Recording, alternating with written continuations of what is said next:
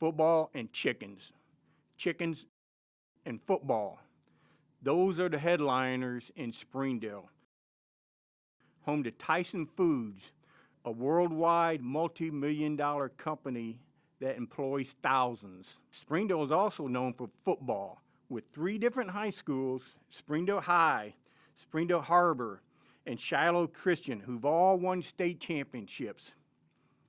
In fact, one year, Shiloh Christian won a playoff game with the final score of 70-64. Yes, I said that right. 70 They fake to the hand in the 64. backfield. Rhett Lashley's going. He's looking towards Cole McNair in the end zone. Touchdown Shiloh! Touchdown Shiloh! Cole McNair. Touchdown Shiloh! Cole McNair from 20 yards out. Touchdown Shiloh! The Saints take their first lead of the game with about 2 minutes left in the game. A stunned crowd, and that includes myself and Mike Morgan. Man, I'm here with Austin Bivens. And Austin, you know what? I've covered high school football in Arkansas for over 3 decades, but I don't think I ever covered a game, saw a game like the one you did, the playoff game between Shiloh Christian at Junction City, which, you know, just getting there is an achievement in itself.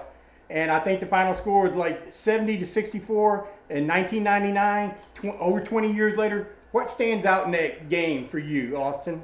You know, there's one of my favorite movies is Tombstone, and in it there's this shooting scene, and Wyatt Earp like cleans everybody's clock, and one of the guys goes, "I've never seen anything like that," and another guy goes, "Heck, I've never even heard of anything like that." That was this game. You know, you got to remember, this was just the decades coming out of the wing tee and the 3 yards in a cloud of dust, and Malzahn. So they didn't beat Junction City in '97.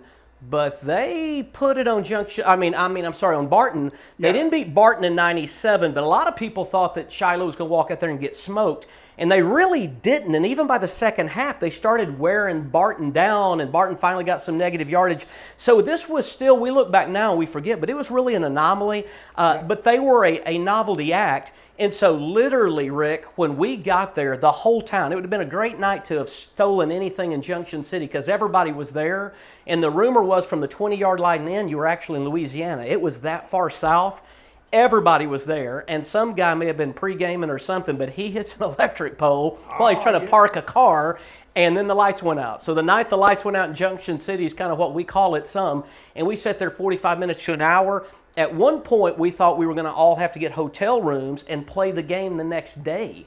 But Junction City didn't want to because they felt like they had this advantage, and they really did, you know, and that showed out in the first half.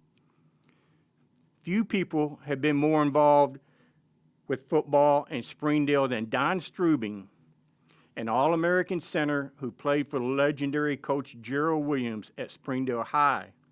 Strubing also coached at both Springdale High and Springdale Har-Ber, and his 2 sons wore the Carolina blue uniform of the Har-Ber Wildcats.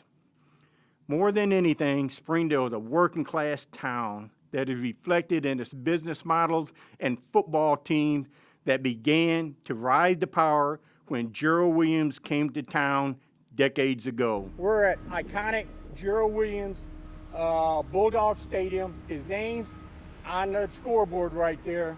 Just tell me, what was it like to play for Gerald Williams, and what made him such a Hall of Fame coach? Well, I mean, playing for Gerald, it was a lifelong goal of mine growing up here in the city of Springdale, as was all my teammates. I mean, that's just what you did. That's what you did that's what the men in this community did for decades. Yeah. I mean, you grew up and you were going to play for Coach Williams. That was your hope anyway. Coach Williams to us, he was our Vince Lombardi. We didn't know Vince Lombardi. You know, he was our Bear Bryant. We didn't know Bear Bryant, but we knew Gerald Williams. You know, and you know, looking back on things, he was a lot like he was our community's version of George Patton. Oh my God! So you guys had a lot of respect for that guy, huh? A lot of respect. You know, you didn't want to let Coach Williams down. And you know, I remember telling my mom and dad, if you see that guy out in the community, don't look at him, don't talk to him. You know, I mean, that's how much reverence I had for Coach Williams. Growing up here in the community, you were raised up when you started playing football when you were in 2nd or 3rd grade. Everything you wanted to do all pointed at becoming a Springdale Bulldog and playing for Coach Williams, because it was the biggest thing in our community.